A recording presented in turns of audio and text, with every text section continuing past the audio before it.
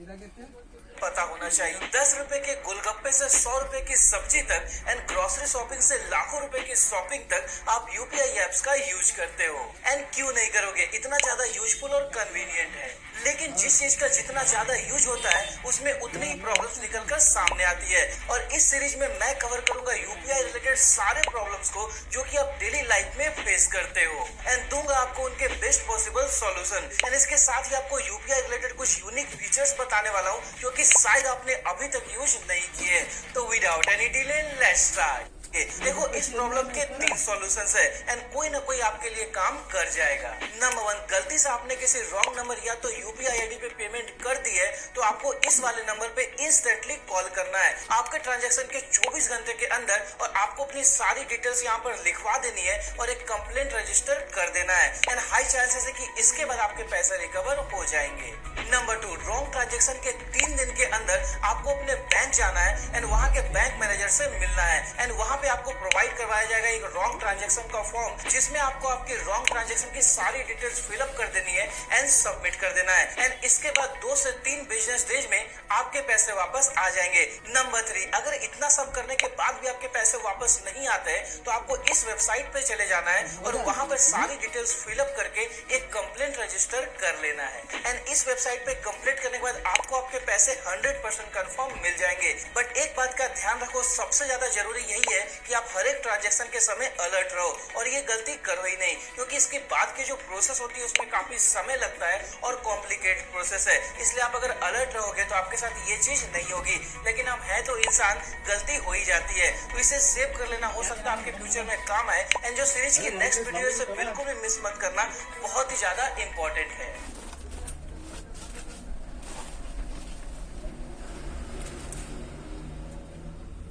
Video बनाता है।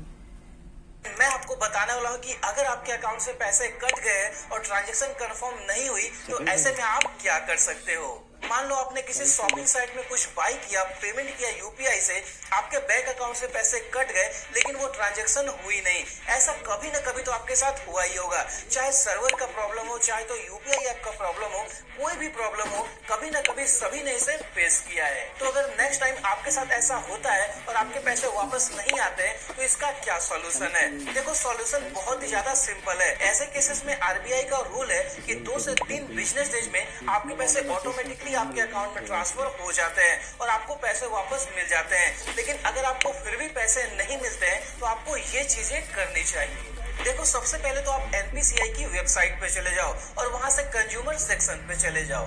नीचे स्क्रॉल करोगे तो आपको एक फॉर्म दिखेगा, वहां पे आपको सारी डिटेल्स फिलअप कर देनी है एंड सबमिट कर देना है। इसके बाद 2 से 3 बिजनेस डे में आपकी प्रॉब्लम सॉल्व हो जाएगी। एंड इसके बाद भी अगर प्रॉब्लम सॉल्व नहीं होती है तो आपको आरबीआई की कंप्लेंट वेबसाइट ombudsman.rbi.org.in पे चले जाना है और वहां पे कंप्लेंट रजिस्टर कर देना है एंड 100% आपके पैसे कुछ दिनों में वापस आ जाएंगे। एंड यहाँ पर भी एक और बहुत ही इंटरेस्टिंग बात, अगर 2 से 3 बिजनेस डे में आपके पैसे वापस नहीं आते हैं तो बैंक आपको हर एक एक्स्ट्रा डे के लिए 100 रुपए पे करेगा। इस चीज का ध्यान रखना। क्या आपको ये बात पता थी? मुझे बताना डेफिनेटली, शेयर करो सबके साथ और जो अगली वीडियो से बिल्कुल भी मिस मत करो, बहुत ही ज्यादा इंपॉर्टेंट है।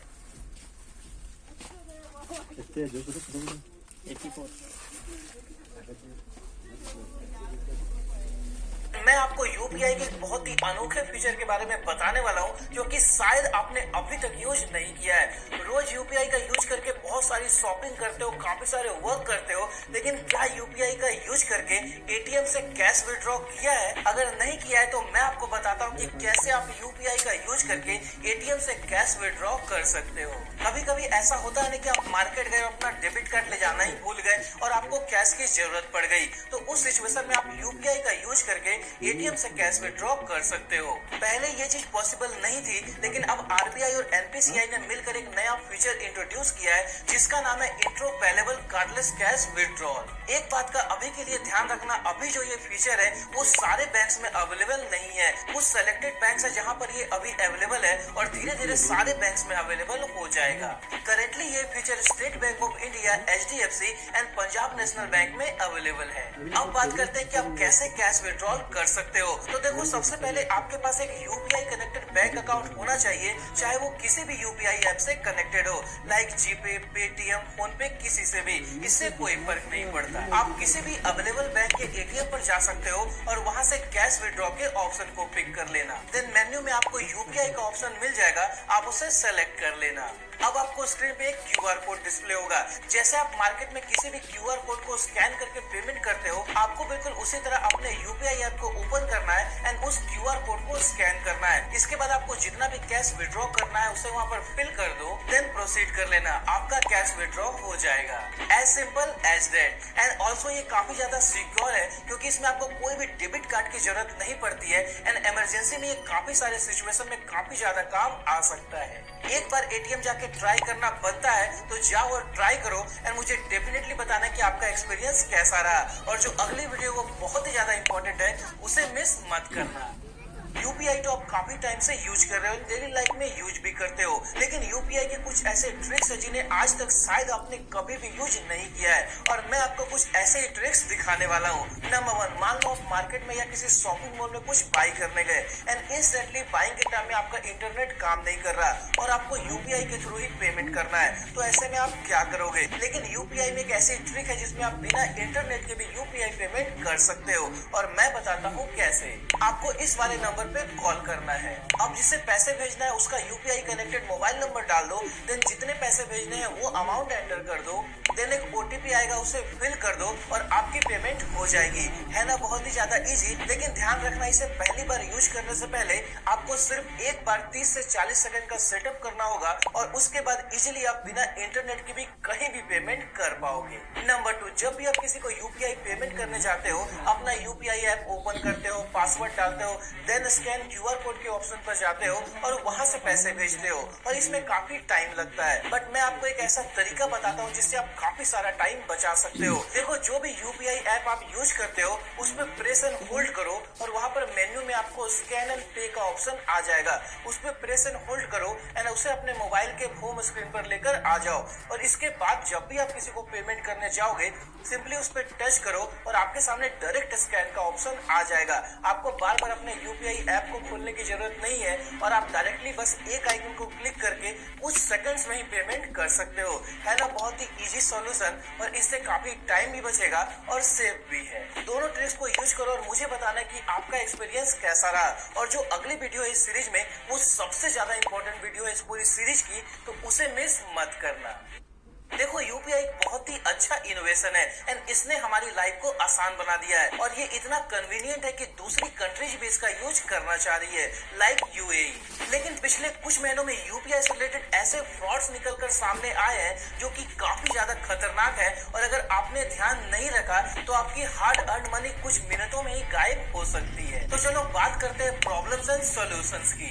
Number 1, misleading UPI handles. देखो, जो बहुत सारे फ्रॉडस्टर्स है ना, वो मिसलीडिंग यूपीआई हैंडल्स का यूज करते हैं, जिसमें आपको एनपीसीआई, यूपीआई, भीम ऐसे वर्ड्स देखने को मिलेंगे। तो आपको इन हैंडल से बचकर रहना है और इनके झांसे में बिल्कुल भी नहीं आना है। Number 2, requesting money fraud. आज तक कभी न कभी आपने ये चीज फेस की होगी। इसमें होता ये है कि आपके पास एक क्यूआर कोड आता है, आपको कहा जाता है या तो लालच दिया जाता है कि आप इसे स्कैन करो, पेमेंट करो और आपके पास कुछ रिवॉर्ड आ जाएगा या तो आपको पैसे मिल जाएंगे, और बहुत सारे लोग इसके झांसे में आ जाते हैं, और ये बहुत बड़ा स्कैम है और बहुत ही ज्यादा धड़ल्ले से हो रहा है। आपको इस झांसे में बिल्कुल भी नहीं पड़ना है। ध्यान रखना, अगर आपके पास कोई क्यूआर कोड आता है, आप उसे स्कैन करते हो और अगर आपके पास वहां पर पेमेंट का ऑप्शन शो होता है तो आपके अकाउंट से पैसे कटने वाले हैं, ना कि आपके अकाउंट में पैसे आएंगे। तो इस चीज का ध्यान रखना, नहीं तो आपके साथ भी स्कैम हो सकता है। Number 3, remote screen monitoring fraud. आजकल प्ले स्टोर में बहुत सारे ऐसे एप्स अवेलेबल है